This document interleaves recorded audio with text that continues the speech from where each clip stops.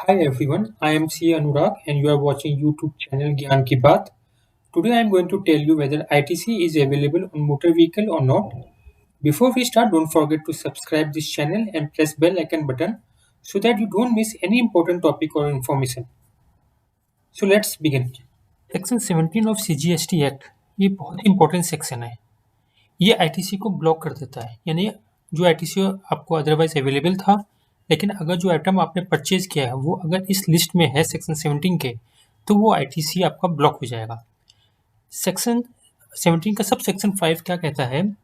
Input tax credit shall not be available in respect of, यानी कि उससे related किसी भी चीज़ में नहीं मिलेगा। जो नीचे लिखा हुआ है वो तो नहीं मिलेगा, उसके अलावा उससे रिलेटेड जितनी भी आइटम्स हैं उस पर भी नहीं मिलेगा। In respect of the following, namely motor vehicle for transportation of persons, यानी एक तो मोटर व्हीकल होना चाहिए और दूसरा ट्रांसपोर्टेशन ऑफ पर्सन्स होना चाहिए। अगर वो ट्रांसपोर्टेशन ऑफ गुड्स है तो आपको आईटीसी मिलेगा। Having approved seating capacity of not more than 13% including the driver, यानी अगर कोई गाड़ी उसकी डिज़ाइनिंग जो है ट्रांसपोर्टेशन ऑफ पर्सन की है और उसकी सीटिंग कैपेसिटी 13% तक है इंक्लूडिंग ड्राइवर, तो आईटीसी नहीं मिलेगा। लेकिन जैसे आपको पता है एक्सेप्शन और ऑलवेज देयर, इसका एक्सेप्शन भी है।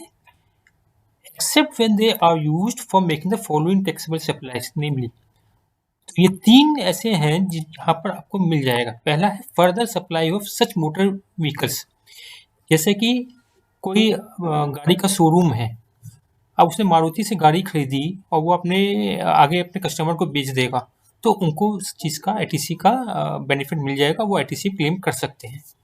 इसी प्रकार से ट्रांसपोर्टेशन ऑफ पैसेंजर्स, अब आप थोड़ा सा कंफ्यूज होंगे यहाँ पर कि ट्रांसपोर्टेशन ऑफ पैसेंजर्स तो एक्सक्लूड कर रहा है, लेकिन यहाँ पर ट्रांसपोर्टेशन ऑफ पर्सन को इंक्लूड कर रहा है। दोनों में डिफरेंस ये है कि यहाँ पर ट्रांसपोर्टेशन ऑफ पैसेंजर का मतलब है कि कोई ऐसा बिजनेस रजिस्टर्ड पर्सन जो टूर्स एंड ट्रेवल का बिजनेस कर रहा है, यानी उसका बिजनेस जो है वो ट्रांसपोर्टेशन ऑफ पैसेंजर्स का ही है, तो उसको आईटीसी का बेनिफिट मिल जाएगा। और ऐसा कोई कंपनी है जैसे कोई मैन्युफैक्चरिंग कंसर्न है या कोई ऐसी और बिजनेस है जिनका बिजनेस ट्रांसपोर्टेशन ऑफ पैसेंजर नहीं है, तो उनको आईटीसी का बेनिफिट नहीं मिलेगा। अब तीसरी एक्सेप्शन क्या है? Imparting training on driving such motor vehicle, यानी कोई ड्राइविंग स्कूल है जो गाड़ी चलाना सिखाते हैं, तो वो अगर कोई मोटर व्हीकल परचेज करते हैं तो उनका इसका बेनिफिट मिल जाएगा। अच्छा, अब टू व्हीलर पे मिलेगा कि नहीं मिलेगा? टू व्हीलर में मिलेगा, इसका जानने के लिए मोटर व्हीकल का डेफिनेशन हम देखते हैं क्या है। मोटर व्हीकल के डेफिनेशन में लिखा हुआ है, vehicle means any mechanically propelled vehicle adopted for use upon roads whether the power of propulsion is transmitted thereto from an external or internal source and include a chassis to which a body has not been attached and a trailer, but does not include a vehicle having less than 4 wheels fitted with engine capacity of not exceeding 25 cubic centimeter, यानी अगर कोई two wheeler इसकी cubic centimetre engine की capacity जो है वो 25 CC से ज़्यादा नहीं है, तो वो मोटर व्हीकल की कैटेगरी में नहीं है। यानी अगर 25 सीसी तक है तो मोटर व्हीकल की कैटेगरी में नहीं आता है। नॉर्मली जितनी भी बाइक्स होती हैं उनकी सीसी जो होती है वो 25 सीसी से ऊपर होती है, इसलिए वो मोटर व्हीकल की डेफिनेशन में आ जाती हैं।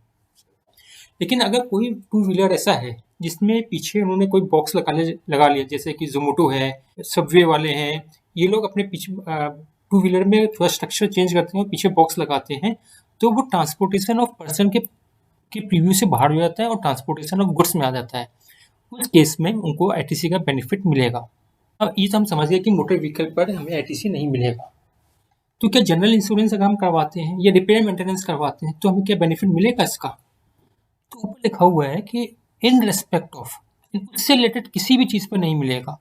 अब इसके लिए गवर्नमेंट ने एक क्लॉज ए भी इंसर्ट कर दिया है। वो क्या कहता है? Service of general insurance servicing repair maintenance in so far as they relate to motor vehicle vessel और aircraft refer to in clause A और clause A, provide that the input tax credit in respect such services shall be available. तो अब ये कह रहा है कि अगर जैसे जनरल इंश्योरेंस है, सर्विसिंग या रिपेयर मेंटेनेंस भी हम करवाते हैं तो नहीं मिलेगा, सिर्फ जो ये एक्सेप्शन थे इन 3 एक्सेप्शन के केस में मिल जाएगा।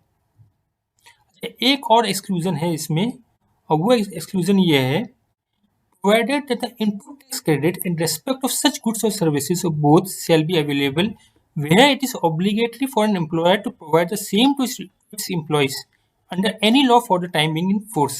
यानी अगर किसी एम्प्लॉयर का ये ऑब्लिगेटरी है कि उनको वो सर्विसेज देनी ही पड़ेगी, तो उस केस में उनको आईटीसी का बेनिफिट मिल जाएगा। हम लोग ने अभी तक जो डिस्कस किया था ये उसकी एक समरी है। अगर आपको कोई भी क्वेरी है तो आप मुझसे इस ईमेल आईडी पर कॉन्टैक्ट कर सकते हैं। इस वीडियो को अंत तक देखने के लिए आपका बहुत बहुत धन्यवाद।